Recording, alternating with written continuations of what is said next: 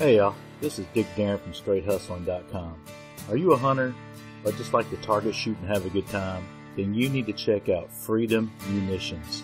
You can find a link to Freedom Munitions at the bottom of StraightHustling.com. I can't say enough good stuff about Freedom Munitions, where I buy my own ammo, great prices, you buy directly online, and it's shipped to your doorstep. It doesn't get any better than that. You can sign up for their email specials and check out their brass buyback program. So please click the link at the bottom of our site, StraightHustling.com. It takes you directly to Freedom Munitions and get your hustle on. Let's get on with the show. I will not throw back cocaine. I don't touch it. Hey, everybody, this is Bill Leverty of the band Firehouse, and you're listening to Straight Hustling.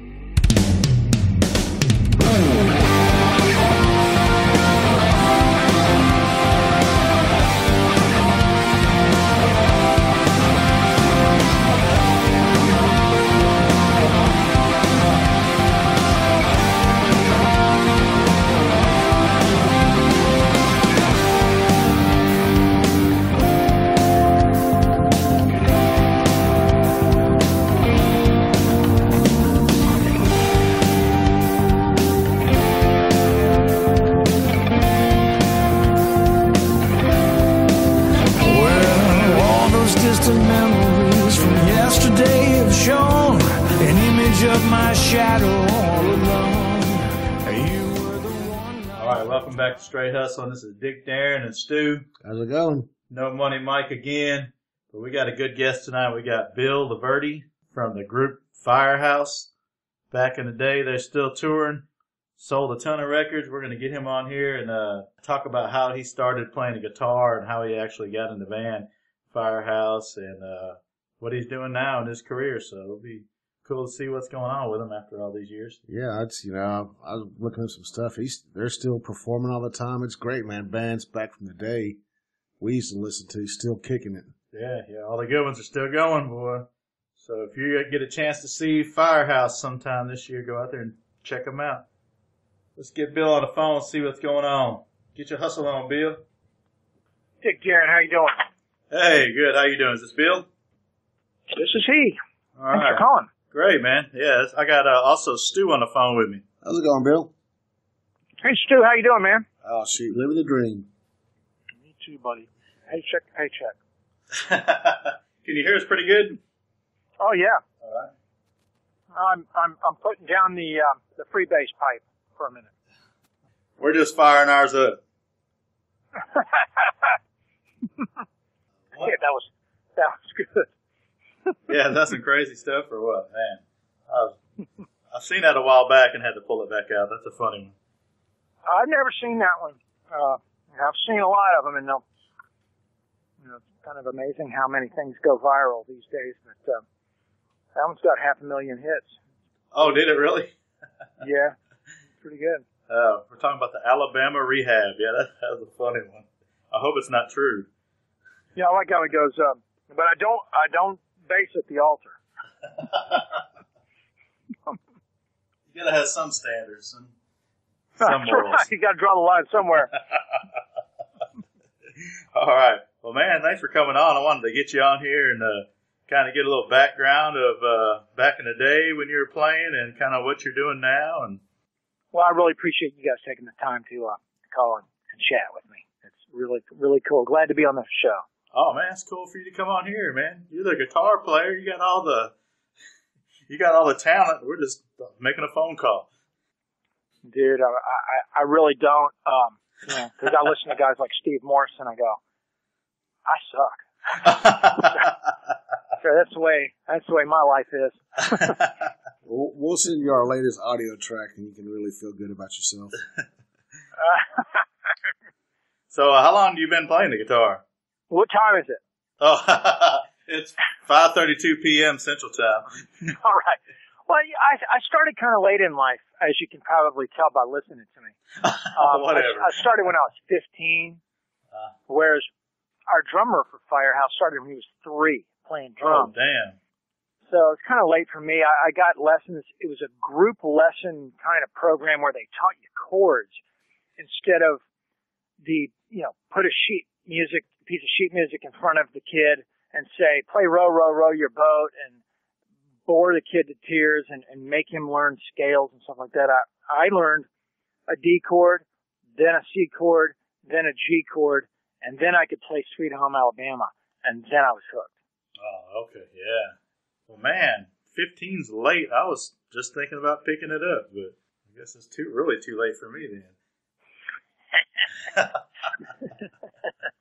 Yeah, never too late, man. It's a great hobby, trust me. What's the best way to learn to start playing the guitar? Well, for me, it was chords. I mean, because once you learn a few chords, and then once you learn bar chords, you can play just about any rock and roll song, any classic rock song anyway. So that was the key for me to be enthused about it. You know, once you're doing something and you feel like you're making progress, you know, you want to do it. You want to do it some more. You want to keep practicing. But the problem with, I think, most teachers that teach guitar with the old standard Hal Leonard method is, you know, like I said, teaching them how to play a scale or how to read music where you really don't have to read music. I mean, I eventually learned how to do it by taking music theory in high school, which really helped me a lot. But I think if you can, you know, you develop your ear and you just learn chords, you can pretty much play any song out there. Oh, wow, yeah. Well, my ears are shot, too. My fingers are all busted up. I don't know. I guess I'm out of luck. I'm about to get a... Let's just keep talking to guys like this. We're going to live our guitar careers through you. How does that sound? That sounds cool, brother. They don't make the garage band shit anymore, like, I don't think, so I was pretty good on that, maybe. Do you play... I could never do it. Do you play any other string instruments besides the guitar? Well, I play anything with a string. Banjo, mandolin, guitar, bass. I'm trying to think what's left. I play little keyboards. And I've been singing since I was, a kid. Mm-hmm. So I think piano kind of lays out someone who's trying to learn how to play music. It lays it out so you can see it all there in front of you, how it repeats octave after octave, whereas with guitar, it's kind of encrypted within the strings and frets and the little dots on the fretboard, so it's a little harder to see how it all fits together. So I always tell people, if you want to learn music, try to learn how to play a piano or keyboard instrument first. It'll kind of lay it all out there in an easier way for you. I would love to play the piano. I need to check that out. But the guitars is awesome to me. All the different strings and knowing which one to hit when. Well, it's bending little wires is when people say, what do you do for a living? I bend little wires. You got to know what sound that's gonna make. That's right. Fast. I'm still learning. What about how about what age did you really start playing good enough where you joined a band or started a band? Well, that first year was what I call getting over the hump. So after a year of playing, once I had those first few lessons, I was hooked, and that's really all I did. I maintained a decent grade average in school, but my grades weren't straight A's by any means. But after that first year, then I put together a band, and it never turned back. So it was when I was 16, I started playing in bands, and I was able to drive my amp, because at 16 I could drive in Virginia. I could drive around and show up and play a gig. So that's kind of how that worked. How were your grades after you joined the band? They get better? No, I mean they didn't go downhill tremendously, but eventually I went to college at Virginia Tech for a year, and after that year, I had a B minus average, and I told my dad that I wanted to take a year or so off of college to try to see if I could pursue a career in music, and that's when he had his first heart attack. Rest his soul. That one didn't kill him, but I definitely shocked him with that, and eventually it worked out, but I know he was concerned. Yeah, being a rock star has perks. I don't know, he knew the law of averages said that it was going to be really tough to make a living and support a family and have a career in the music industry. And, he was right. I mean, sure, it's tough, and we got extremely lucky with Firehouse. But we did it. So, we didn't get so that we're a household name, but we got so that we had a few songs that made it big enough so that we still have a career today. Yeah, so, we're lucky for sure. Yeah, y'all had some good hits, man. I remember those days, man. All the touring that was going on with all the big crazy hair bands and things, and man, that was some good times. I'm sure y'all had some good times on the road traveling. Oh man, it was awesome, and we're still trying to bring those days back. At the same time, we're still trying to live them down. Yeah, you don't want to bring it all the way back. Well, I can't bring the hair back like I used to be able to grow it, but Rogaine. Kind of is what it is. They got wigs for that. That's right. No wig, no gig. That's my policy. Yeah, got a T-shirt, man. That's funny. Oh shit! So I was reading somewhere today that you were saying you guys did some touring overseas, and you guys are like bigger there overseas. Does that happen a lot? Well, I don't know if we're bigger overseas. We have had when the mid '90s hit and the music industry changed from melodic hard rock like we are to sort of a alternative kind of sound. We went where we could get a gig. And some of the places we could get gigs were in Southeast Asia. And fortunately, it caught on over there, and we're still going back to this day. I mean, the last time, I guess a couple of months ago, we went to Indonesia and played in front of 75,000 people. Oh, wow. That's cool. We're definitely lucky to be able to have an audience over there that knows our songs, and a lot of the songs that weren't really big hits over here, but they were over there, so it's kind of different. And it's a long way to get over there, but it's so worth it. Cause, Tracy Guns was telling us about a place that you don't want to go to where if they like your music, they spit on you. Brazil. Was it? No, in Brazil. I don't know. Where is that? Please let me know. I want to put that on the blacklist. Yeah, it was somewhere in South America. Yeah. He said he looked out over the crowd, and he said it looked like a freaking storm coming at him. He said they were just covered in it, and I was like, oh man. He said, but if you did bad, they didn't spit on you. I was like, well, I'd be cutting that one off the tour list. Yeah, I want to find out where that is and not go there. I don't really want to be spit on. I'm all for throwing the bras and stuff like that in the panties, but they can keep the spit. As long as the panties are clean, I guess I'm okay with that. I haven't really put that much thought into it, but yeah, no, I'm with you, man. As long as they don't crawl off stage, they're okay.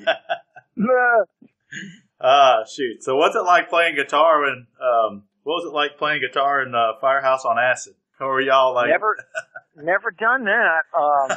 Actually, we never drink before we go on ever. Oh, wow. And it's kind of just everybody cares so much about the music in the band that we don't want to drink before we go on. And there was one show one time where the gig canceled because the promoter flaked out or something. So we were like, well, the gig's canceled. The promoter canceled it. Let's just go to the bar. We went to the bar. We started drinking a couple beers, and a couple turned into about 4 or 5. And then we got a call from our booking agent say, hey, the show's back on. There's a new promoter who's moved in, and he's taken over the venue, and he wants you guys to so get over there. So we had to get up there and play. It was in Buffalo, and we weren't real sober, but we had a great time, and we played well. But we promised at the end of the gig when we went back in the dressing room that we weren't going to try that again. Well, it wasn't planned. At least y'all were conscious enough to make that decision. I bet there was a lot of bands back then in the day where they were partying and just getting hammered. Well, there were, and Guns N' Roses. Yeah, we never got to tour with those guys, but there was a lot of partying back then. I mean, we usually went on so early before everybody else that it was too early to start drinking, I guess, for us. But if you're the headliner going on at 9 o'clock or whatever, shoot, it's after dinner. It's, after 5, it's okay to have a beer or two, whatever. Oh, yeah. Watch the rest of the show, man. So do you ever have do you have anybody that, back then that you were just like in awe of when you saw any like either singer or musician or on your band or another band? It was just like, oh man, this guy is incredible. Well, I got to meet Eddie Van Halen a couple of times, and he's just the greatest guitar player, I think, on the planet, or one of my top 5 for sure. And he was so cool to me each time I met him. And I just kind of wish I had a little more time to kind of ask him questions, but at the same time I go, well, I'm glad I didn't, because then he would think, what a jerk. No. Asking me 20 questions. But, I got to meet Eddie. He was awesome. Yeah. That was the night that Firehouse won the American Music Award, and he was there to win one as well. And they had us in formation to walk down a hall to get our picture taken. And our publicist and another record company marketing guy was with us, walking us down this hall. And I saw Eddie Van Halen over there talking to somebody, and I just had to break formation and walk over there and put my hand out to shake his hand. And I said, thank you so much, because without you, I wouldn't be here tonight. And he said, oh, that's really cool, man. Congratulations. Nice to meet you. And I said, I got to go. Thanks again. Oh, that's awesome. So, you should have. He was just great. And I've always loved everything he played and wrote and everything he's done. He's a man. Yeah, he's been innovative through the years.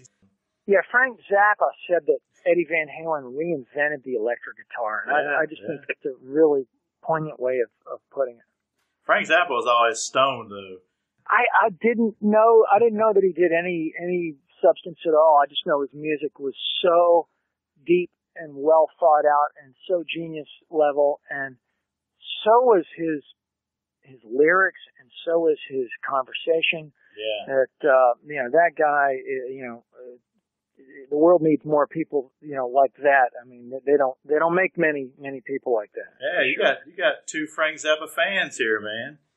Joe's Garage, all that. I like the Thingfish. Cosmic Debris is my favorite Zappa the Thingfish. song. Yeah. The Thingfish, yeah. Yellow Snow. There's a bunch of them, but what a genius. Yeah, right. Man, I wonder how I haven't really kept up with his son and daughter, see if they're doing anything lately, but I know they were playing. Oh, Dweezil's out playing a lot. He's just a remarkable musician. He's just a phenomenal. He has his own thing, but you can tell he's got the Zappa genetics. Yeah, he's just phenomenal. So, man, you guys sold 2 million records your first album? First one in America, it went over, and it might be up to 3 by now. We haven't audited the record company in quite a while, but it went double platinum in America and sold some more elsewhere. That first record was a big record for us. Yeah, man, damn, 2 million, that's awesome. I wish I could just sell 5 shirts. Man, I do too. 2 million. That's a big achievement, though, man. Just to come out when you guys were that young and just, that blows me away. 2 million. I don't know how much that is in albums, but that sounds a lot. Like a huge. It was 2 million actual albums, right? That y'all sold. Whenever they say that you went platinum, it was actually. It went double platinum in the States. It's and then actually one of our songs. Love of a Lifetime sold 500,000 singles. So that was as a single. We got a gold single for that song. Wow, y'all are sick. So that was pretty wild. That's back when people bought music. Right, that was the good days, man. That's what I was wondering now. Like, how do you even sell 2 million records nowadays, man? That's got to be tough. Well, man. You need to change your name to Taylor Swift. Is that all it takes? That's all it takes. with the whole digital revolution and everything, it's everybody buys single songs, or you hear people buying an album every now and then, but it's a digital album. It's what happened to vinyl. I bet I got about 1,000 albums at my house still. Yeah, I think that the industry is really turning to digital stuff, mainly because of the shipping costs. It doesn't cost anything to send somebody a digital file of an album. So most people discover music through YouTube now, and YouTube's kind of the biggest radio station out there now, and it's kind of where most airplay happens for new music and undiscovered indie artists. Getting people to actually lay down their 99 cents for a song is proving to be quite a challenge these days, because people go, well, I can just go to YouTube and watch it for free. So that's where the challenge is, and until they figure that out, I see a lot of artists saying, I'm not making any new music anymore. I'm gonna do something else. So it's sad, because I think, gosh, if a new band that were to come out today that was as good as like a band like the Eagles, let's say. Oh yeah. Would the Eagles, if they put out their first record, would they get discouraged and say, you know what, we can't make a living doing this. We're going to go back to doing something else. And it's a shame, because a lot of great artists are out there, yet they're undiscovered. They can't break through, and there's no money in it. Mm-hmm. So until they figure that whole thing out, I think we're in some challenging times, challenging era. Yeah, I guess you can still do live shows, but how is the live shows versus the selling album sales and things like that, as far as percentage of your money that you take home? Is it a pretty good chunk of it, the live?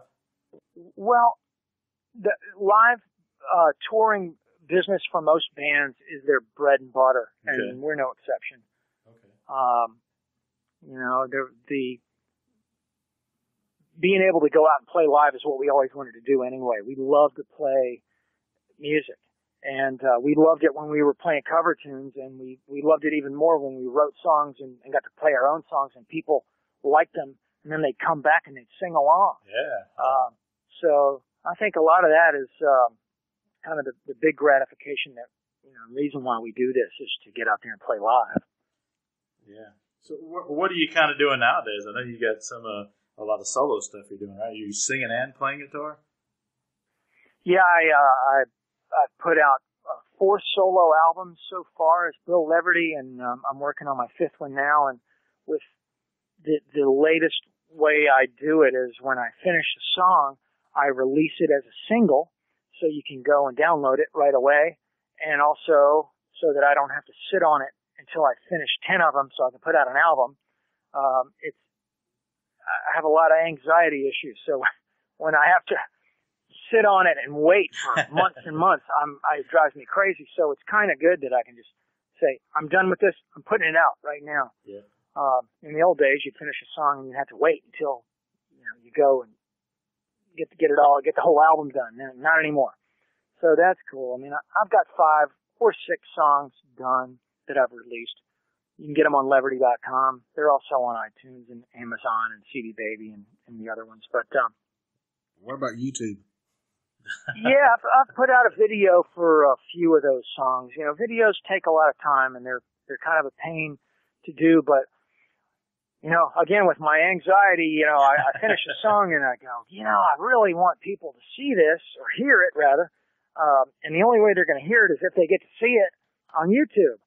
So, make my wife, come down and bring out the video camera and shoot some video. And she fortunately learned how to edit video. So she's up there working for days trying to piece together all this stuff and put together videos. And, the last song we put out 2 or 3 days ago, and it's gotten a good reaction. It's called Strong. All right, cool, yeah. That's what it is. Just put like a 30-second filler out there, let people hear what it's about. And we're like you. We love iTunes. That's where our show's hosted, one of the places. And that's just really a great way for people to get out there, buy the one song, listen to whatever they want to. Our stuff's free. They don't. Yeah, ours is free. Unless you want a handwritten check for 99 cents, Bill, and you can send it to straighthustle.com. So do you put your kids to work too? My daughter's a full-time student. She doesn't she doesn't take part in the family business yet, but maybe when she gets out of college, we'll put her to work. Stuffing envelopes to ship out CDs, or do something. But she's a great kid. Awesome. You do any collaboration? Excuse me. You do any collaboration with any other artists? I do. The field of collaboration that I've been working in lately has been more of mixing people's songs, which I've really, enjoyed learning and working to become a better mix engineer. But I've done solos on a fair amount of people's, projects, and that's gratifying. I mean, I like to play on other people's stuff, but for the most part, my plate's pretty full with touring with Firehouse and then coming home, and in my spare time, I try to write songs and record my own. So is it pretty much the same band? Is that still playing? Yeah, we're all original members except for our bass player.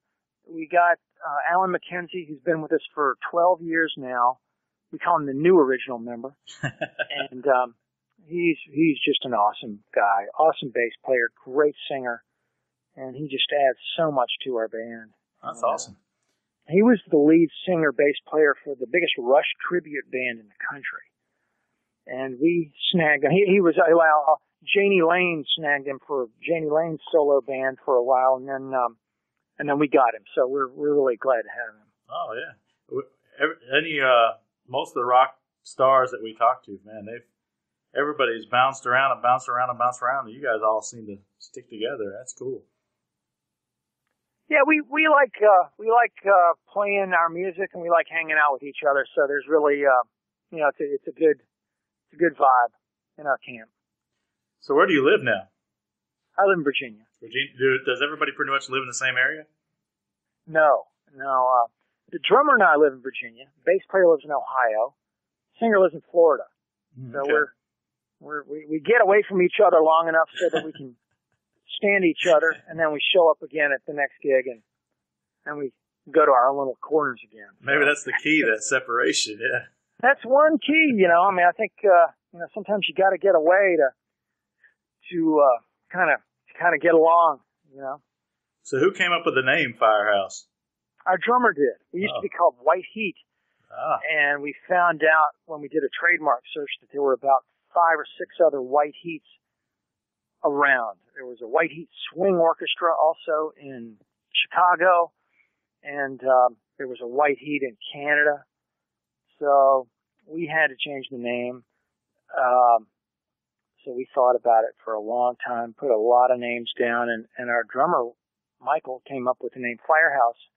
And we all went, let's sleep on that. We woke up and went, that sounds pretty cool. We could go with that. He was actually going to be a firefighter. He had gone through the fire academy and everything. Right before he answered an audition to join a band that I was in at the time. And so that's kind of where he got the name, was from the fire academy, to be a firefighter. Oh, cool. I got to ask you this, man. So when is Firehouse going to put out their country album? Well, that's an interesting question, because I really like country music, and we have spread our wings a little bit in the past with Southern style rock. Our Good Acoustics record, which is our 4th record, it was the last record we were on Sony with, has a country flavor with a couple songs. And then the next record after that was called Category 5. We had a couple of Southern country style songs on there. Oh, cool. So we definitely have, Southern drawl to us. I put out some country solo stuff myself. Oh, wow. Okay. One song you can check out is called For Better or Forget It. I'll have to send it to you. But definitely, love country, no doubt about it. Yeah, we've talked to a lot of people that are kind of over the years are all, switching to country. Everybody but Tracy Guns, he was like, hell no. I'm turning this shit up as loud as I can. I love that guy. He's cool as hell. I've always loved country. Coming from Virginia, I heard it a lot on the radio. I mean, there was a lot more crossover country here in Richmond, Virginia, than there was in Los Angeles. And I guess as I get a little older, I listen more to country and I have a great appreciation for it. And I find myself really liking a lot of traditional stuff, and a lot of these cats that are still traditional artists today. You know, Marty Stewart, for example, is one of my favorite country artists, and he's a traditional country artist, but he's got his own thing, kind of like Johnny Cash. You know, he's just got his own, paved his own way and his own genre and all that. And that's, you know, to me, those guys are the genius guys in that genre. Yeah, right. Hey, well, Bill, we got a thing we do called the hustling round, where we just ask you some questions that really don't make a whole lot of sense, and you just kind of throw out whatever you kind of want to. You do that with us? I'll try. It's not I'll that see cool. how my mind reacts. Here's one that we ask everybody. If you were elected president tomorrow, what's the first thing you would do? Wow, that is a great question. And I would probably, and this is a long answer, repeal Obamacare, and not to dismantle the entire healthcare system, but try to make it so that it didn't raise healthcare costs for everybody. We were supposed to get a $2,500 reduction in our healthcare costs per year, and my healthcare costs have more than tripled. So it didn't work for me. It didn't work for most of the people that I know, and that would be the first thing that I would do. So I know I'm going to alienate a lot of people by saying that, and I would still make exemptions for people who with pre-existing conditions. Yeah, that's the big thing. And stuff, things like that. But at the same time, I think it's made it so that our future doctors of America, which we want our brightest and most brilliant people to become doctors so they'll take care of us, they're disincentivized to become doctors because of the way that law has worked. So that is my answer, and I'm sorry for everybody that I offended on that.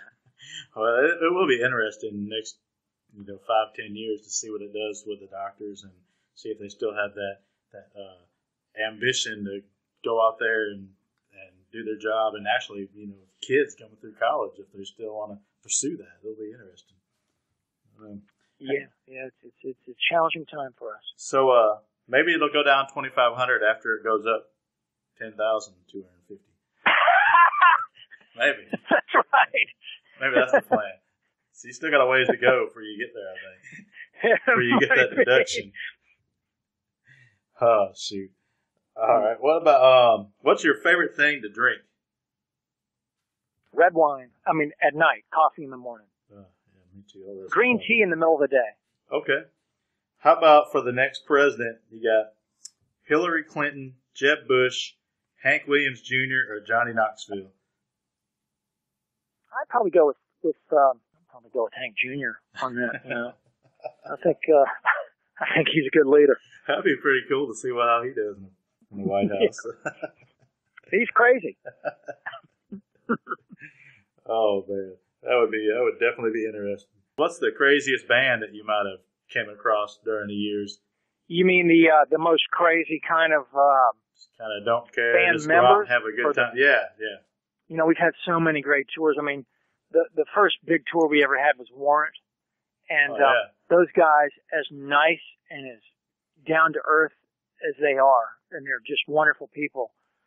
That Blood, Sweat, and Beers tour, where they had "She's My Cherry Pie" and all those great songs off that album, that was some crazy times where we were just all out having a blast. So I would say the caveat is they are not that crazy, but that was a crazy time. A lot of women at them shows back then. Yeah. I remember the days. There were. What about if Firehouse called you up today and said, Bill, you're out of the band and you got your opportunity to be in any other band that you choose? What band would you pick? It could be somebody in the past or the future. I guess it can't be anybody in the future. Well, I mean, it would have to be the Beatles because they're the biggest band of all time. Oh, If that didn't work out, I'd say Led Zeppelin. Not that I could play those songs in either band, but I just want to play for the biggest audience I can. So I guess I guess either one of those would be good ones. Would be awesome. What's the best thing you ever had thrown on stage? I don't know. I really, honestly, nothing. I don't like having things thrown on stage because I'm having a hard enough time hitting all the notes that when something gets thrown on stage, it gets me out of my groove and I forget where I am. Have you been hit with stuff before? Yeah, and I really try to encourage people not to do that. It's not cool. Only an asshole throwing stuff, but yeah. Somebody said an empty liquor bottle on their biscuit was empty. How about your favorite Kardashian? I don't watch that show, so I would have no idea. I wouldn't know. Good answer. Yeah, that's the answer. I've never watched that show, and I don't have any knowledge of any of them. Sorry. I don't know. That's when we say there's no meaning to these questions. Oh, good. Okay. There's no wrong answer. Actually, that was the right answer. You're stranded on a deserted island. You have one person that's going to be with you. Who would you pick? Ted Nugent, Willie Nelson, Megan Fox, or Axl Rose? I have to go Ted Nugent without a doubt. Ted, we toured with Damn Yankees in '93. Oh yeah, awesome. The whole summer. It was actually 4 months or maybe 5 months. The tour did real well. And I used to have dinner with him every night, and he kind of took me under his wing, and he was so cool to me. He was the kind of guy I could ask him 20 questions. He'd give me 30 answers because he was such a cool guy and so intelligent. And I learned all my formative years of guitar playing came from listening to his first 4 albums. That guy he's the man, and out of those 4 people, without a doubt, it'd be Ted. Yeah, man, we had him on here a few weeks ago, man. He's cool. Love Ted Nugent. He's a great dude. Man, we opened up for him in Sturgis last year at the Full Throttle. Oh, shit. And he came off stage, pointed at me, and said, "Come here," and he gave me a big hug, and he had watched part of our set from the side of the stage, and he was so cool and so nice and just great catching up with him. I mean, he's just one of those greatest people on the planet. They don't make many like Ted. He's the man. He doesn't ever seem like he has a down day. That dude is always on fire. He never did that tour, and every day he was so nice to me, and he gave me so many guitar lessons on that. And so many life lessons, and he was just, he was like the big brother I never had, Yeah. I mean, just awesome. Cool. Your favorite guitar that you play? It would be my latest one that's made by CR Allsip Guitars. They're out of Texas. It's my number 13, Lucky 13 guitar. My lucky number is 13, and he made this guitar for me, and it's just a wonderful guitar. It's got a great sound, and I'm playing it exclusively now on all the Firehouse gigs, and I played it in all my last recordings. The latest song, Strong, that's the guitar that I'm playing, and it's magnificent. It's got the FU tone upgrades, which are a lot of titanium and a lot of stainless steel bridge pieces that make the tone real sharp and snappy and articulate and cut through a mix. And then the guitar is just a wonderful, wonderful instrument. Awesome. Can people buy that? Yeah, they can go to CR Allsip and order one just like it. Cool. All right. Can you actually wear a guitar out? I mean, I know you can wear the strings out, but can you physically wear a guitar out? I don't think so. Not in my lifetime. I mean, you can wear the frets out, but they can put new frets in. You can make some of the wood kind of wear down, and you can make it kind of get rough and wear some of the finish off, but it actually kind of probably makes it sound better. So I think that's why some of those really old Strats and old Les Pauls are so sought after and so valuable, and you see them selling for $20,000 and $30,000 on YouTube. Damn. For the cheap one. Wow. All them guys that used to break them and smash them. Yeah. All right, man. What about your favorite podcast out of Nashville? Straight Hustling for sure. I mean, there's nothing that compares to you guys, and Nashville being the greatest music city in the country. Yeah, that's where I go. All right. Sounds great. That's a good answer. Well, man, I really appreciate you coming on the show. It's so cool to talk to you. Well, I appreciate Stu and Dick taking the time to talk to me, man. It was a pleasure, and I didn't expect it to be this fun. You thought we were going to be some duds? I thought it was going to be kind of, business, and, some of these interviews are kind of stale, and, whatever. You guys were a real hoot, man. Thanks for having me. Yeah, thanks for coming on and giving us all the history, man, and we'll be looking for you and keep in touch, man. All right, bro. Bye-bye. Have a great night. Thank you, man. Bye-bye. All right, that's the show. Bill Leverty. Got some cool music out, still touring with Firehouse. Make sure you check them out if you can. Look out Led Zeppelin. If you ever want to put the band back together, Bill's waiting. Man, I'd jump on that one too. But, I just like the skill of playing the guitar. But yeah, shit, I wish you wasn't living so far away. Maybe you could teach us something. Well, Milli Vanilli lip synced. I'm sure I could guitar sync and get away with it. That's the garage band thing, I think. Yeah, garage band. So go to his website, check out his new music. You can download and buy his new music on iTunes, and he's got some cool stuff coming out. He's always putting out new stuff. Great that he took the time out to talk to us, man. He's had a good career, so that's pretty exciting. Yeah, man. That's what we love about it, just calling these people up, and people don't hesitate whenever you're out there on Facebook, Twitter, iTunes. Leave messages, man. We want to ask these guys questions y'all want to hear. We ask them what we want to hear. Bill said, it's a laid-back atmosphere. He really enjoyed talking with us. We'd love to ask questions that y'all want to hear the answers to. Unless they just love our question. Well, we got some pretty potent questions. We need some more hustling around shit. Drop us something on the site. What we can throw in the hustling around. Yeah. But, visit our website. Be sure when you put those hustling around questions, they got to be something that just doesn't make a damn bit of sense. We don't want to hear stuff like, what's your favorite color? Check out our website, straighthustlin.com. See if I can spell it. STR8 HUSTLIN.com. His English teacher would be so proud of him. He finally spelled his own website correctly. I made it, yeah. Pretty hell. I'm getting better every day, man. Yeah, guys. Y'all check us out on iTunes, Twitter, Facebook, Stitcher. We have direct feeds for our podcast. We got new ones coming out all the time. And leave comments, like I said, and, tell us who you want us to try to get in touch with. We'll do the best we can, and leave some questions. And we forgot to ask Bill if he wanted to come out to Nashville and shoot some guns sometime. Damn. So hit our link down at the bottom of our page, Freedom Munitions. Check out their ammo. It's a cool company. Do a lot of good stuff. Ship the ammo right to your house. So hit them up. StraightHustling.com has T-shirts. Yeah. Get you one, player.